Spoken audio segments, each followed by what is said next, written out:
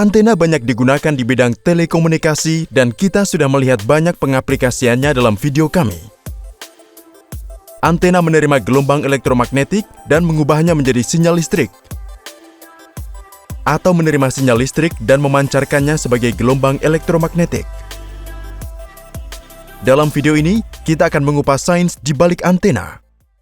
Kita memiliki sinyal listrik, jadi bagaimana cara mengubahnya menjadi gelombang elektromagnetik?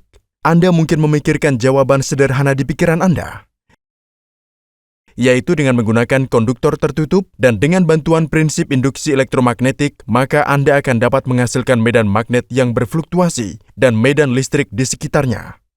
Namun, bidang yang berfluktuasi di sekitar sumber ini tidak berguna dalam mentransmisikan sinyal. Medan elektromagnetik di sini tidak merambat, alih-alih hanya berfluktuasi di sekitar sumbernya.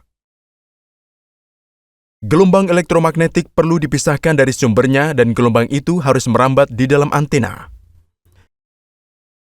Sebelum melihat bagaimana antena dibuat, mari kita pahami fisika di balik pemisahan gelombang. Bayangkan satu muatan positif dan negatif diletakkan terpisah. Pengaturan ini dikenal sebagai dipol, dan muatan ini jelas menghasilkan medan listrik seperti yang ditunjukkan. Sekarang asumsikan bahwa muatan ini berosilasi seperti yang ditunjukkan. Kecepatan akan berada pada titik maksimum di titik tengah lintasan muatan dan di ujung lintasan kecepatan akan menjadi 0. Partikel bermuatan mengalami akselerasi dan deselerasi terus-menerus karena variasi kecepatan ini. Tantangannya sekarang adalah untuk mengetahui bagaimana medan listrik bervariasi karena gerakan ini. Mari kita berkonsentrasi hanya pada satu jalur medan listrik. Muka gelombang terbentuk pada saat ekspansi 0 dan berubah bentuk seperti yang ditunjukkan setelah 1/8 periode waktu. Ini mengejutkan. Anda mungkin membayangkan medan listrik sederhana seperti yang ditunjukkan di lokasi ini. Mengapa medan listrik membentang dan membentuk medan seperti ini? Ini karena percepatan atau perlambatan muatan menghasilkan medan listrik dengan beberapa efek memori. Medan listrik lama tidak mudah menyesuaikan dengan kondisi baru.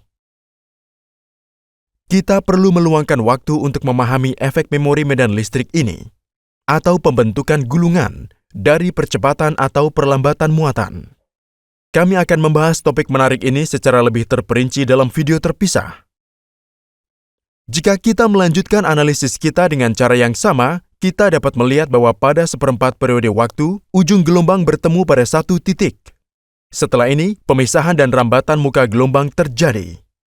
Harap diingat bahwa medan listrik yang bervariasi ini akan secara otomatis menghasilkan medan magnet yang bervariasi dan tegak lurus dengannya.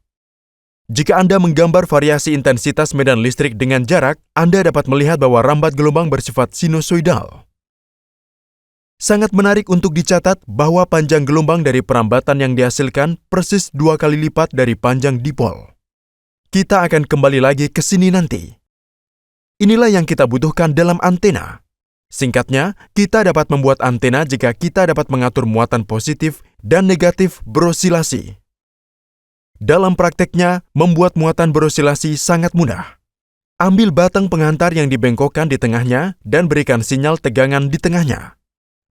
Anggaplah ini adalah sinyal yang telah Anda terapkan, sinyal tegangan yang bervariasi waktu. Bayangkan terjadi pada waktu 0. Karena efek tegangan, elektron akan dipindahkan dari kanan dipol dan akan terakumulasi di sebelah kiri. Ini berarti ujung lainnya yang telah kehilangan elektron secara otomatis menjadi bermuatan positif. Pengaturan ini telah menciptakan efek yang sama dengan terjadinya muatan dipol sebelumnya, yaitu muatan positif dan negatif di ujung kabel. Dengan variasi tegangan dengan waktu, muatan positif dan negatif akan berpindah-pindah ke sana kemari. Antena dipol sederhana juga menghasilkan fenomena yang sama seperti yang kita lihat di bagian sebelumnya dan terjadi perambatan gelombang. Kita sekarang telah melihat bagaimana antena bekerja sebagai pemancar.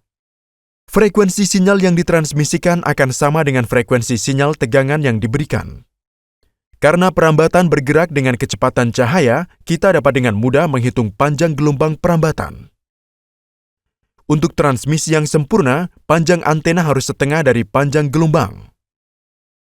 Pengoperasian antena dapat dibalik dan dapat berfungsi sebagai penerima jika medan elektromagnetik yang merambat mengenainya. Mari kita lihat fenomena ini secara rinci. Ambil antena yang sama lagi dan terapkan medan listrik. Pada saat ini elektron akan menumpuk di salah satu ujung batang. Ini sama dengan dipol listrik. Karena medan listrik yang diterapkan bervariasi, maka muatan positif dan negatif menumpuk di ujung lainnya. Akumulasi muatan yang bervariasi berarti sinyal tegangan listrik yang bervariasi dihasilkan di bagian tengah antena. Sinyal tegangan ini adalah output ketika antena berfungsi sebagai penerima. Frekuensi sinyal tegangan output sama dengan frekuensi gelombang IM penerima.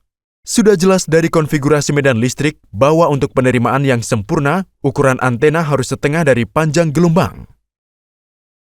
Setelah semua diskusi ini, kita bisa melihat bahwa antena adalah sirkuit terbuka. Sekarang, mari kita lihat beberapa antena praktis dan cara kerjanya. Di masa lalu, antena dipole digunakan untuk penerimaan TV. Bilah berwarna bertindak sebagai dipol dan menerima sinyal. Reflektor dan pengarah juga diperlukan dalam antena jenis ini untuk memfokuskan sinyal pada dipol. Struktur lengkap ini dikenal sebagai antena Yagi-Uda. Antena dipol mengubah sinyal yang diterima menjadi sinyal listrik dan sinyal listrik ini dibawa oleh kabel koaksil ke unit televisi. Saat ini, kita berpindah ke antena dish TV. Antena ini terdiri dari dua komponen utama, reflektor berbentuk parabola dan konverter blok low noise. Piringan parabola menerima sinyal elektromagnetik dari satelit dan memfokuskan ke LNBF. Bentuk parabola dirancang sangat spesifik dan akurat. LNBF terdiri dari feed horn, waveguide, PCB, dan probe. Dalam animasi ini, Anda bisa mengetahui bagaimana sinyal yang masuk difokuskan ke probe melalui feed horn dan waveguide.